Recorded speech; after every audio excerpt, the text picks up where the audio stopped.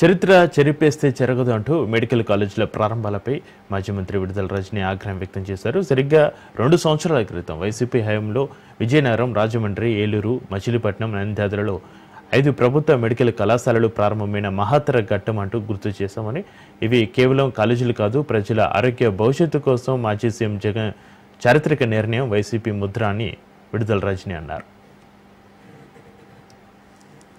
ఈరోజు అమ్మేసుకుంటూ విద్య అభ్యసించాలనుకున్నటువంటి చిన్నారులటువంటి ఆ స్టూడెంట్స్ ఆశల్ని ఈరోజు సన్నగిలుస్తూ ఏం మాట్లాడుతున్నారు? ప్రైవేటైజేషన్ అనేటువంటి పేరుతో పీపీపీ అని చెప్పేసి ఒక ఆలోచన చేసి దానికి ఒక ముసుగు వేసేసి ఈ రోజున ఎవరో ప్రైవేట్ వాళ్లకు మీకు సంబంధించినటువంటి వ్యక్తులకు ఇది కట్టబెట్టాలని చేస్తున్నటువంటి ప్రయత్నం ఇచ్చేస్తూ మీరు ఈ నిర్ణయానికి వచ్చి ఈ నిర్ణయం ఆల్రెడీ మీరు ఆ నిర్ణయంలో ఉన్నారు కాబట్టి ఈ మెడికల్ కాలేజ్ అన్ని కమెన్స్ అయితే ఈ మెడికల్ కాలేజ్ అన్ని అనుకున్నట్టుగానే ఓపెన్ అయితే ఇవన్నీ కూడా ఈ క్రెడిట్ అంతా జగన్మోహన్ రెడ్డి గారికి దక్కుతుంది.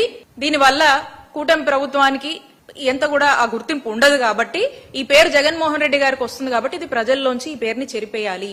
అందుకని ఈ మెడికల్ కాలేజ్ ని గవర్నమెంట్ రంగంలోనే వీటిని ముందుకు తీసుకువెళ్లొద్దు, ప్రజల ఆరోగ్యం గాలికి వదిలేద్దాం.